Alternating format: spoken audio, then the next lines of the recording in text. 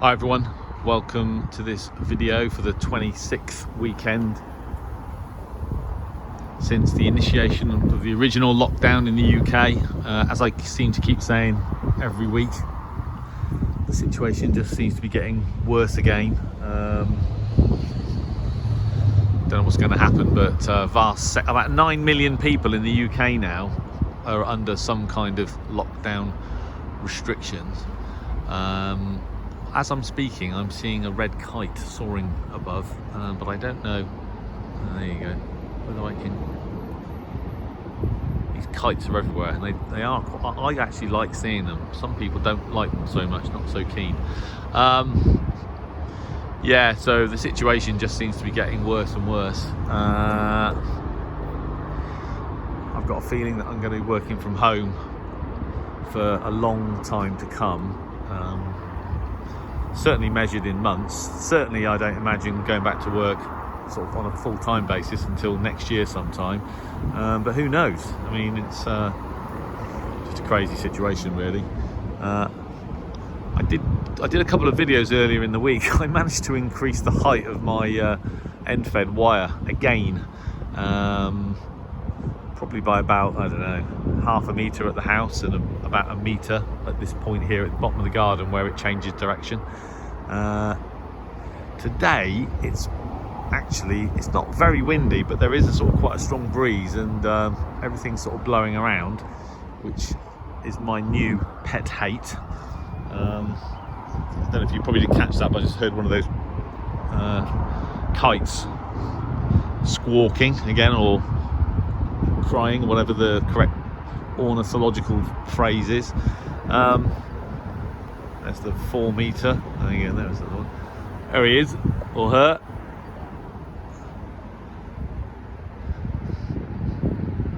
I'm trying to encourage one to land in my garden. I put a cooked chicken out a few weeks ago, and I think the cooked chicken disappeared. I never saw a kite. Anyway, there's my 4 metre vertical coaxial dipole swaying around in the wind. The centre pole support for my G5RV and my Diamond X300 collinear. The antenna farm. Last Friday on the sked, I think I mentioned before that I had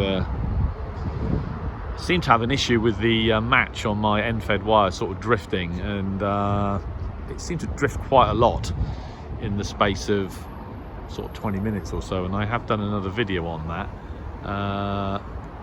where yesterday I started monitoring the SWR through the MFJ using my antenna analyzer, and in actual fact I've got it connected now still. Let's go into the shack. So I've had it connected for a while today again, and you can see that the absolute match is moving around a little bit. I'll get it closer. But it kind of does that anyway. Let's see what we can do here. So anyway, I say that, and at that particular point in time, it decides basically to stop moving at all. So I don't know if you can see it. I need to zoom in actually, and then you can see it more clearly. But you can see it's at 1.02 now for 3.710. 3.710 megahertz is the 80 meter frequency plus or minus QRM that we use on our Friday night sked and our Wednesday sked. And although the antenna, well, actually the wind has dropped down, it's no longer, the antenna stopped moving, and the match is that's about as stable as I've seen it all day. I'm not actually looking at the ATU, I'm actually looking at my support poles now for the end fed, and okay, they've just started moving again, just a little bit, but still the match is okay. Okay, then there was a gust, so now it's moving a bit more. Yeah, so basically, yeah, as you would expect, the match is moving in the wind, but it's not drifting. It did drift a bit yesterday actually, but it's not really drifting today, which is good. I can't decide really what I'm going to do, because I would normally do the sked from my home QTH, but I'm in half a mind actually to go portable. This is Oxford information. Victor, time 1420. With my FT817. I've just got it tuned to 136.225, which is the Oxford ATIS information. Out of service. Transition level 70. One stop on light periodically remains illuminated at holding point alpha 1. Wind 080 degrees, 14 knots, variable between 040 and 100 degrees. Cover K. Temperature +20. Drift +9. QNH1021. QSE 1011. Ground frequency closed. Pilots of arriving aircraft are to report any passengers on board who are unwell. Confirm Q and H and information. Victor on first contact. They've been repeating that message about passengers reported as being unwell for several hours now. I've got a temporary antenna set up in Abingdon, where I work, and I was thinking about going portable tonight with the 817, and I am thinking hard about that. I'm not sure if I'm going to do it or not now, and the main reason is because I tested it with one of the Harwell guys, Jeff M0UHF, and his view, and basically he could hear me. He lives just outside Abingdon, and on top band copied each other, no problem at all, very easy and straightforward. But on 80 meters, he basically couldn't hear me, and he actually sort of struggles to hear me on 80 meters at times here when I'm using sort of 50 watts. In Abingdon with 5 watts, he couldn't hear me.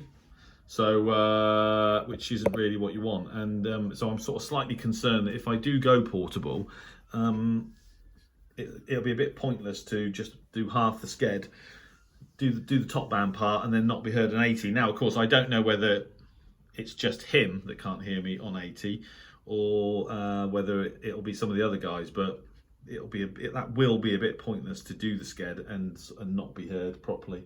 Particularly as the 80 meter part tends to last about an hour or more, and the top band part sometimes only lasts like 20-30 minutes. So I'm not sure what I'm going to do, but what I am going to do over the weekend is that I'm going to spend a bit more time using the 817 on HF. You guys will have seen the video that I did another video regarding the cheap switch mode power supply that I bought off eBay, which will be fine for recharging the replacement nickel metal hydride battery pack that I also bought that hasn't actually arrived yet. Seems to have been lost in the post. And it's also fine actually for VHF and UHF, but of course on HF it's rubbish. The noise floor here is actually quite low. The day that I bought it and I tried it, the noise floor was about S4, S5, and with this thing it was 10 over. Unusable. I actually first noticed it, as I said on my other video, on the 7300, but it was when I used it, the 817 with it. Of course, it's the same story. So absolutely pointless and no use at all. Which is why I was actually very pleased to finally found the battery charger that I bought when I bought this battery. Now I bought this battery from Maplin, I think I said a few years ago, and used it once and just measured the voltage on it with my DVM, and it was at sort of 12 point something volts. So I think I've only actually recharged it once, so it still seems to be in perfect condition. And if I do go portable later, it'll be with this battery. Now, having uploaded a video explaining all that yesterday or the day before, whenever it was, one guy came back to me and said, you know, that'll be an absolute nightmare. lugging that lead acid battery around when I could buy a sort of much lighter, sort of cheap lithium polymer battery, which would weigh about 10% of the weight, which is true. And at some point I'll probably get one, but that radio is going to run a long time on that battery. I ran the ELAD on it a few years ago, maybe 3 years ago on it, and for 2 or 3 hours during one of my DX-peditions to the woods, and got it home again and tried to recharge it. I hardly made a dent in it, in the the capacity on it, just running the ELAD, which is receive only. Obviously it's different, I'd be transmitting, but I might give that battery a go actually, because what I was planning to do was create like a portable operation sort of kit with one of my flight cases. So basically you have the FT817, one of my MFJ tuners, which aren't portable either. They're not portable versions, these are the desktop versions, but I've got 2 of them. I can't see the point in buying another one. With all the various cables and what have you, and then some kind of portable transmitting antenna. So the fact that I'm going to put this battery in that flight case as well. It is quite heavy actually, but I think someone said someone knows how much it weighs. It weighs 2.5 kilos, 5 pounds. So that isn't a major problem for me, because when I go portable, and I'm not talking about going hiking for miles and then setting up a radio. I'm talking about driving the car somewhere and maybe having a walk for 10 minutes. So, but anyway, I'll definitely be using the 817 over the weekend. Here in the shack, possibly portable. It is a great little radio. I'm really happy with it. I mean, what I paid for it, it was an absolute steal, as I keep saying. But I don't know how long it's going to last. Running it, certainly not on 5 watts with the internal battery pack, that is not going to last very long at all. And in fact, it's interesting. When you can set the TX power. It's got various settings from sort of 5, 2.5, 0.5, I think, with some settings in between those. If you set it on full power, the sort of power symbol on the LCD display kind of flashes, as if to say, warning you that you've got this radio set on full TX power, as if to say, if you do that, the battery's not going to last very long. So, which is obvious. So yeah, I'm definitely going to go portable, maybe later on today. Yeah, just a great little rig. I just need to figure out this weekend how I'm going to kind of set up a portable operation. It would be handy actually if my nickel metal hydride battery come back, but it hasn't yet, so that's fine. The other thing I did a couple of nights ago, I was up late. Well, I say I was up late. I was watching something on TV, and I sort of fell asleep and woke up, and it was pretty late. So I switched on the JRC, actually, the NRD 525, and I was listening to Radio Club de Paris and various other South American, Central American stations, Radio Verdach, quite a few actually stations, and I was hearing them really well, and so I recorded a few signals, and I was then greatly inspired to do some more sort of shortwave DXing, which I still do, but I don't do that often. I've got radios sat around here that really don't get much use at all. In fact, the ICR 75 doesn't get that much use. Neither does the NRD. And actually, to be fair, neither do either of the Yaesus, the 7700 or the 8800.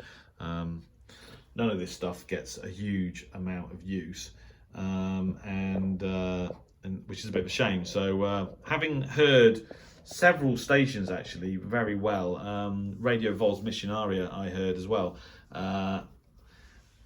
Yeah, it's funny really. I keep thinking I'm going to do that, and then you end up kind of not doing it because you're too tired. There's something on TV you want to watch, or you're sort of doing ham radio stuff. And actually, when I think about it, the amount of time I spent tinkering with my end-fed wire in the past sort of few weeks, and operating the skeds and what have you, I'm probably at the moment I'm spending quite a lot of time doing the ham radio stuff and not quite so much time doing the shortwave listening stuff. But even saying that, I don't spend much time in the shack actually making contacts on HF in the way that you would imagine. I really don't. I participate in both. I participate in both the skeds. And in between times, I might make a few contacts a week. Last weekend I was actually comparing the G5RV with my end-fed wire, and the results of that were pretty obvious actually. That my end-fed wire is way outperforming my G5RV on any band you care to mention really, which is sort of nice in a way, as it only cost me £4.50, and I made it myself. But saying that, it's not a case of I just bought it and it's great. That end-fed wire has had a lot of adjustment and modification and what have you since I first set it up. So it's all part of the beauty. We were talking on the Zoom call earlier, and one of the other guys basically said to me, "So Clint, are you happy with your antennas?" And I basically sort of said, "Well, no, not really, I'm not." And that's why I'll probably be tinkering with them until the day I die, because a big part of the hobby, whether it's shortwave listening or ham radio, is experimentation. Is for me anyway. I'm always experimenting with my antennas, and more so with the ham radio stuff, because it's just the only real measure, the only sort of calibration that you get in terms of the effectiveness of an antenna, other than does it match properly, is how people receive you. And I sort of sometimes sit here with trepidation, wondering how I'm going to be heard on that particular evening, because I've had a few sort of technical problems with the antenna, or one of the supports is kind of like leaning over, or the wind's blowing and the match is changing. So it's a bit strange like that really. But I think overall I've gotten far more enjoyment out of building an antenna and it being a kind of iterative process over a sort of number of weeks, starting off with it working, but not working particularly well, and then slowly but surely, keep putting more radials on it. So I've now got 30 ground plane radials attached to it. It's a significant number of meters higher above the ground than it was. I'm definitely being copied a little bit better, but as they say with adding radials, it won't hurt. It will always help, but the kind of tangible benefits, it's a sort of forever diminishing return really. You put more radials on, and the actual delta in performance, that actual improvement, that increment in improvement just gets smaller and smaller and smaller. So but that doesn't sort of seem to stop people just wanting to operators wanting to just keep tinkering. And whenever I talk to any other club members, all they ever talk about is, done this to my antenna, done that to my antenna. We were talking to one of the guys who shared his screen. He's up on his roof repairing his chimney and all the rest of it. He's got a load of antennas sort of on the roof, etc., and it just seems to be an ongoing thing. So there you go. I haven't done much FT8 recently. I've not been particularly inspired to do FT8 on VHF or on HF. I'm sort of feeling more inspired to sort of tune the HF bands and listen for some kind of tropical band exotic stuff, which I started doing, as I said, the other night, and we'll carry on over the weekend doing that. So there you go. So that's about it really. The other thing is that I'm still studying for the full license. I'm still writing notes. I explained before, I read the book once and then started basically making my own notes on all of the sections of the full license manual that are examinable, and I've got to section 6, analog and digital signals. And although this is very interesting, this is only page 39 by the way, out of just I think 100 or just over 100. So I'm sort of like got a long way to go yet, but there you go. There's a whole page of stuff which, although interesting, is not actually examined. There's only one section in on analog and digital signals that you need to learn about, and that's basically you need to know that you at least as often as twice the highest frequency present is the actual sampling of a digital signal. So it has to be sort of the actual sample frequency has to be at least twice that of the actual signal frequency, the highest frequency of the signal present. But there you go. It is like I keep saying, you know, it is a bit of an old slog really, studying for this thing, but ultimately you know, I want to get my full license, and that draws a line under everything. The way that I study is, this is how I studied when I did my degree, read all the textbooks, and then basically rewrote them myself. And it's a good way. It's also not only, well, it helps understanding, you know, taking the time to basically write everything down that you're going to be examined on. It helps with remembering all the information, but also in understanding. You know, like yesterday afternoon, sat redrawing the various diagrams that you need for the exam as well. So that's all part of it. Well, it's good actually, as someone pointed out the other week, that there's not many shacks that are sort of so heavily devoted to shortwave listening and to amateur radio. Most people do one or the other, but I definitely do both. Enjoy both, and throw in a bit of airband, throw in a bit of VHF and UHF contesting. I mean, I think I've got all bases covered really, apart from the sort of slightly Heath Robinson way in which my antennas are mounted, but that'll get fixed as well eventually. I think that's about it. There's a lot going on still here. You know, God knows what's going to happen with lockdown. I mean, we're all praying and hoping and praying, you know, fingers crossed that there won't be any repeat of a full national lockdown, but who knows? It feels very, very odd at the moment. You know, there's 9 million people in the UK that are under some sort of form of restriction, which isn't good, but you know, let's hope it doesn't come to that. So everyone needs to be sensible, be safe. So anyway, there you go. That's it from the shack for week 26 since the start of lockdown, and I hope you enjoyed that video. It's a beautiful day today. I think the weather over the weekend is going to be nice, I think, and then it's going to sort of turn a bit rubbish at the start of next week. So everybody have a great weekend. I wish you good DX, listen to the radio, and keep safe. Thanks everyone. 7-3.